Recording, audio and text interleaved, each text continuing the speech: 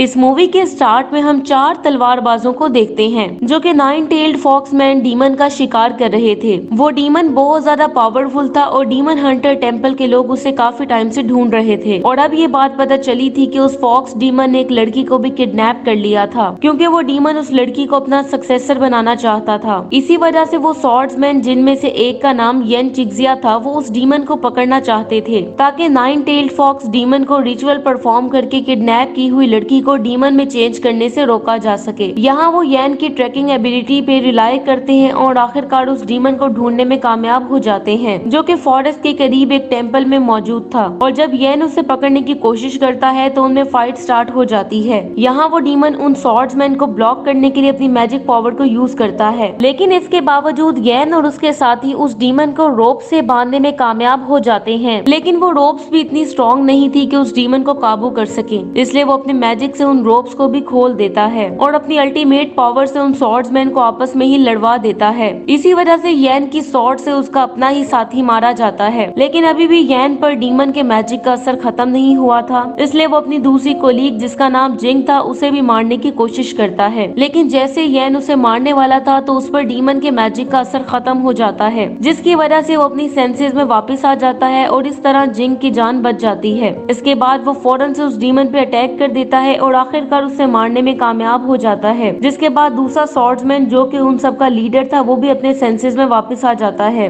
अब वो लीडर जल्दी से उस लड़की को भी मार देता है जिसको डीमन ने किडनैप किया था, क्योंकि वो हाफ डीमन में कन्वर्ट हो चुकी थी। जिसके बाद वो फौरन से जिंग को भी मारना चाहता था, क्योंकि फॉक्स डीमन से फाइट के दौरान वो भी इंजर्ड हो गई थी। इसका मतलब ये था कि अब वो भी हाफ डीमन फॉक्स में कन्वर्ट होने वाली थी। यहाँ वो लीडर येन को उसे मारने के लिए कहता है, लेकिन क्योंकि येन उससे प्यार करता था इसलिए वो जिंग को वहाँ से भगा देता है ताकि वो लीडर भी उसे ना मार सके। नेक्स्ट डे हम देखते हैं कि येन को टेम्पल प्रीस्ट अरेस्ट कर लेता है और जिंग को भागने में हेल्प करने की वजह से उसे पनिश करता है। यहाँ येन ये आर्ग्यू करता है कि वो जिंग को नहीं मार सकता था, क्योंकि उसे इस बात का यकीन था कि जिंग डीमन बनने के बावजूद कभी भी किसी इंसान को नुकसान नहीं पहुँचाएगी। लेकिन फिर भी येन ने जो किया था टेम्पल लीडर उसे माफ करने के लिए तैयार नहीं था, इसलिए वो येन पे एक रिचुअल परफॉर्म करता है और उसे इनविजिबल वीएन की पावर देता है और साथ ही उसकी मेमोरी को सील कर देता है, जिसका मकसद ये था कि येन खुद ही डीमंस के बुरे कामों को देख सके और जिंग की मेमोरीज को रेज किया जा सके। जिसके बाद सीन शिफ्ट होता है और हमें कई सालों बाद का सीन दिखाया जाता है, जहाँ पे हम एक एम्परर हाउस को देखते हैं जिसमें एक फीमेल बॉडीगार्ड जिसका नाम मेलिन था एम्परर को ये रिपोर्ट करती है कि उसका गोल्डन लोटस एयरलूम कहीं गायब हो गया है, जिसकी वजह से एम्परर को गुस्सा आता है और वो मेलिन को गोल्डन लोटस एयरलूम ढूंढने के लिए कहता है ताकि कोई और उसको मिसयूज ना कर सके। नेक्स्ट सीन में हम एक डिटेक्टिव फैंग को देखते हैं जो कि मेलिन से मिलने आता है और उसे बताता है कि वो इन दिनों एक इम्पोर्टेंट केस को इन्वेस्टिगेट कर रहा है। वो उसे एक्सप्लेन करता है कि इन दिनों टाउन के कुछ लोगों की डेथ बड़े स्ट्रेंज तरीके से हुई है और जब उसने उन बॉडीज की ऑटोप्सी की तो उनके दिल गायब थे। नेक्स्ट सीन में हम येन को उसी शहर में देखते हैं जहाँ वो एक डेंजरस डीमन को मारने आया था और वो अपनी आई पावर और ट्रैकिंग एबिलिटी को यूज करते हुए आखिरकार एक स्नेक फीमेल डीमन को ढूंढने में कामयाब हो जाता है, जो कि एक बार में बार डांसर के रूप में मौजूद थी। जिसके बाद वो फौरन से फीमेल स्नेक डीमन के पास जाता है और उस पर अटैक कर देता है। यहाँ उन दोनों में जबरदस्त फाइट होने लगती है, जिसकी वजह से वहाँ अफरा तफरी मच जाती है और सभी कस्टमर वहाँ से भाग जाते हैं। यहाँ वो डीमन एक जाइंट स्नेक डीमन में बदल चुकी थी और येन पे हर डायरेक्शन से अटैक कर रही थी, जिसकी वजह से येन को उससे फाइट करने में काफी मुश्किल पेश आ रही थी। इस जगह से थोड़ी ही दूर हम फैंग और मेलिन को देखते हैं, जिनके पास फैंग का आदमी आता है और उन्हें बार में होने वाली फाइट के बारे में बताता है।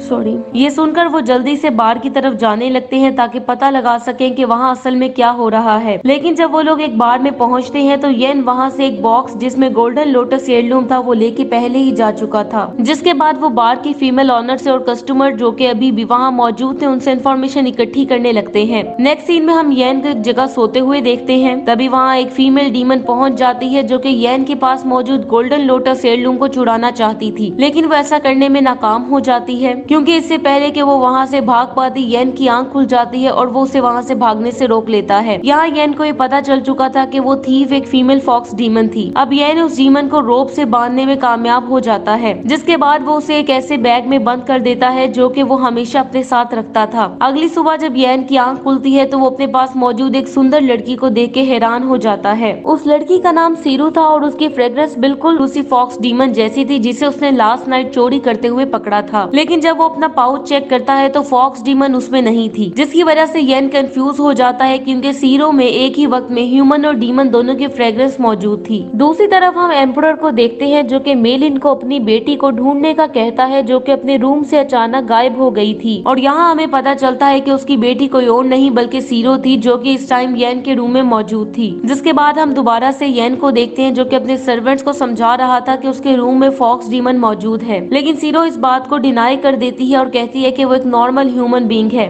और साथ ही वो उन्हें बताती है कि वो एम्परर की बेटी है। अब वो अपने सर्वेंट्स को ये बात प्रूव करने के लिए अपनी आई पावर को यूज करता है ताकि वो उन्हें दिखा सके कि ये लड़की फॉक्स डीमन ही है। लेकिन यहाँ वो देखता है कि इस बार वो फॉक्स डीमन की फ्रेग्रेंस को डिटेक्ट नहीं कर पा रहा था और सीरो वाकई में एक ऑर्डिनरी ह्यूमन गर्ल लग रही थी। लेकिन येन को इस बात पे यकीन था कि फॉक्स डीमन ने अभी भी सीरो की बॉडी को पोजेस किया हुआ है, इसलिए वो उसे फिर से अपने बैग में डालने की कोशिश करता है, लेकिन वो ऐसा करने में नाकाम हो जाता है। येन इस वजह से अभी भी क्यूरियस था, इसलिए वो सीरो को एक मैजिकल प्लेस पे ले जाता है। उस जगह का नाम वुलिंगची था और वहाँ से वो लोग जा सकते थे जिनके पास एक होली एमुलेट होता था। वुलिंगची एक मैजिकल मार्केट थी जहाँ डीमंस का शिकार करने के लिए मैजिकल इक्विपमेंट्स और वेपन्स बेचे जाते थे। इसी दौरान फैंग और मेलिन सीरो को ट्रैक करते हुए एक एंटीक शॉप में पहुंच जाते हैं और सीरो को उस शॉप में ढूंढने लगते हैं। तभी वहाँ फैंग को एक पेपर मिलता है जिसे देखकर उसे पता चल जाता है कि सीरो मैजिकल वर्ल्ड वुलिंगची में ट्रांसपोर्ट हो चुकी है। जिसके बाद वो दोनों भी वुलिंगची में एंटर हो जाते हैं और सीरो को तलाश करने लगते हैं। दूसरी तरफ यान सीरो को लेकर एक ऐसी जगह पहुंच जाता है जहां वो सेक्रेट रोप्स को यूज करते हुए एक रिचुअल परफॉर्म करने वाला था ताकि वो सीरो की बॉडी में मौजूद डीमन को बाहर निकाल सके। और जब वो रिचुअल परफॉर्म कर रहा था तो फैंग और मेलिन भी वहां पहुंच जाते हैं और येन को ऐसा करने से रोक देते हैं क्योंकि उन्हें लग रहा था कि येन सीरो को मारने वाला है, जिसकी वजह से उनमें फाइट स्टार्ट हो जाती है क्योंकि गैंग को उन्हें ये समझाने का मौका नहीं मिला था कि वो रिचुअल क्यों परफॉर्म कर रहा है। लेकिन वो उस वक्त फाइट करना बंद कर देते हैं जब फॉक्स डीमन स्पिरिट अपनी प्रेजेंस शो करती है। यहाँ फॉक्स डीमन गर्ल का रंग उन्हें ये एक्सप्लेन करती है कि उसने सीरो की बॉडी इसलिए चूज की है ताकि वो उसकी लाइफ को बचा सके। यहाँ वो उन्हें कई साल पहले की स्टोरी बताती है कि जब वो दूसरे डीमंस के साथ फाइट करने की वजह से बहुत ज्यादा इंजर्ड हो गई थी तो उस वक्त एम्परर ने उसकी जान बचाई थी और एम्परर किसी काइंडनेस की वजह से उसने डिसाइड किया था कि वो अपनी कुछ पावर सीरो की बॉडी में ट्रांसफर कर देगी क्योंकि जब सीरो पैदा हुई थी तो उसका इम्यून सिस्टम बहुत ज्यादा वीक था, जिसका मतलब ये था कि अब उसकी बॉडी में 2 डिफरेंट सोल्स थी, जिनमें से एक ह्यूमन सोल थी जबकि दूसरी कारांग की फॉक्स डीमन सोल थी। अब सब कुछ एक्सप्लेन करने के बाद वो लोग एम्परर के पास जाते हैं और उसे सारी बात समझाने लगते हैं। यहाँ कारांग बताती है कि वो येन के रूम में वो गोल्डन लोटस एयरलूम को वापस लेने गई थी जिसे पहले एक स्नेक डीमन ने चोरी कर लिया था, वही स्नेक डीमन जिसे येन ने जबरदस्त फाइट के बाद मार दिया था। जिसके बाद एम्परर उन्हें बताता है कि गोल्डन लोटस एयरलूम के सीड जिंदगियां बचाने और उसकी बेटी की लाइफ बढ़ाने के लिए यूजफुल है। अब एम्परर की एक्सप्लेनेशन सुनने के बाद येन उस गोल्डन लोटस हेirloom को सीरो को देने का फैसला करता है और जैसे ही वो उसे गोल्डन लोटस देने लगता है तो वो गोल्डन लोटस एक ऑर्डिनरी ब्रश में चेंज हो जाता है, जिसका मतलब ये था कि किसी ने रियल गोल्डन लोटस चोरी करके उसकी जगह फेक गोल्डन लोटस रख दिया था।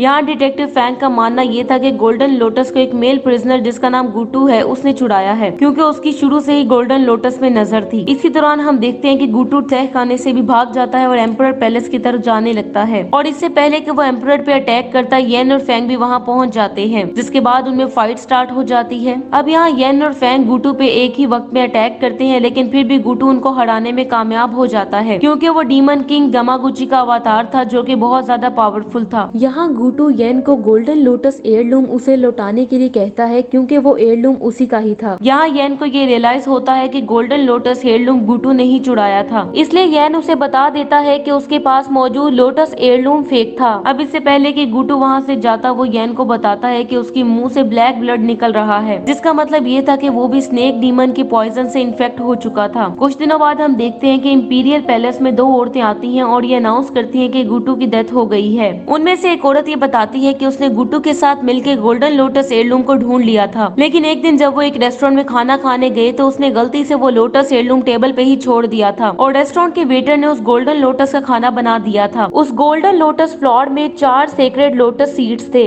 जिनमें से 2 हीलिंग सीड्स थे जबकि 2 पॉइजनस सीड्स थे, जिनमें से एक पॉइजनस सीड गुटू ने खा लिया था जिसकी वजह से वो बेहोश हो जाता है। बाकी तीनों सीड्स अभी भी उनके पास थे, जिनमें से एक पॉइजनस सीड जबकि 2 हीलिंग सीड्स थे और एक हीलिंग सीड को गुटू पे यूज करने की वजह से उसे होश आ जाता है, इसलिए अब उनके पास सिर्फ एक हीलिंग सीड और एक पॉइजनस सीड बाकी बचा था। हीलिंग सीड की सीरू को भी जरूरत थी, इसलिए येन जो कि स्नेक डीमन के पॉइजन से अफेक्टेड हो चुका था और मरने ही वाला था, वो फिर भी हीलिंग सीड सीरू को दे देता है और पॉइजनस सीड खुद खुद खा लेता है। नेक्स्ट सीन में हम फैंग और मेलिन को देखते हैं, जिन्हें ये रियलाइज हो चुका था कि रियल एम्परर की डेथ हो चुकी है, जबकि उसकी जगह एक डीमन ने ले ली थी। तभी हमें पता चलता है कि यही वो डीमन था जो कि टाउन के लोगों को मार के इनके दिल निकाल लेता था। अब जैसे ही फैंग और मेलिन उस पर अटैक करने लगते हैं तो वो डीमन फैंग की बॉडी में एंटर हो जाता है, और जैसे ही वो डीमन फैंग की बॉडी से उसका दिल निकालने ही वाला था तो येन वहाँ पहुंचकर उसे बचा लेता है और फैंग की बॉडी में से डीमन स्पिरिट को निकालने में उसकी हेल्प करता है, जिसकी वजह से वो डीमन मारा जाता है। लेकिन इसके बाद येन की भी डेथ हो जाती है, क्योंकि अब वो स्नेक डीमन की पॉइजन की वजह से होने वाली पेन को मजीद बर्दाश्त नहीं कर सकता था। अब येन को दफनाने के कुछ दिनों बाद हम देखते हैं कि सीरू अपनी बॉडी में मौजूद फॉक्स डीमन स्पिरिट को बाहर निकालती है, और यहाँ हमें पता चलता है कि वो फॉक्स डीमन कोई और नहीं बल्कि जिंग थी, वही लड़की जिससे येन प्यार करता था और उसने जिंग को अपने लीडर से बचाने में उसकी हेल्प की थी। अब फैंग और मेलिन को इस बात का पता नहीं था, इसलिए वो जिंग पे अटैक कर देते हैं। यहाँ उनमें जबरदस्त फाइट होने लगती है, और जब फैंग और मेलिन उसे मारने ही वाले थे तो येन अपनी ग्रेव से बाहर आ जाता है, क्योंकि लोटस सीड के पॉइजन ने स्नेक डीमन के पॉइजन को न्यूट्रलाइज कर दिया था, जिसकी वजह से अब वो ठीक हो चुका था। यहाँ जब वो अपने सामने फॉक्स डीमन को देखता है तो उसे मारने के लिए उस पर अटैक कर देता है, क्योंकि उसे ये याद नहीं था कि इसी फॉक्स डीमन से कभी वो प्यार करता था। जिंग, जिसे येन की लॉस्ट मेमोरीज का पता नहीं होता, इसलिए जब वो ये देखती है कि येन उसे मारना चाहता है तो उसे बहुत दुख होता है, जिसकी वजह से वो भी अब येन पे अटैक्स करने लगती है। और एक जबरदस्त फाइट के बाद आखिरकार जिंग उसे स्टैप करने में कामयाब हो जाती है। इसी दौरान येन की सारी मेमोरीज वापस आ जाती हैं, और जब जिंग को येन की लॉस्ट मेमोरीज का पता चलता है तो वो बहुत ज्यादा सैड हो जाती है, क्योंकि उसकी वजह से अब येन की डेथ हो चुकी थी। इसलिए वो अपने आप को सेक्रीफाइस करने का डिसाइड करती है और अपनी सोल येन को दे देती है। थोड़ी देर बाद येन को होश आता है तो वो जिंग को अपने सामने मरा हुआ देखता है, जिसकी वजह से उसे बहुत दुख होता है, लेकिन अब वो उसको बचाने के लिए कुछ भी नहीं कर सकता था। इसी के साथ ये मूवी एंड हो जाती है। Thank you so much for watching.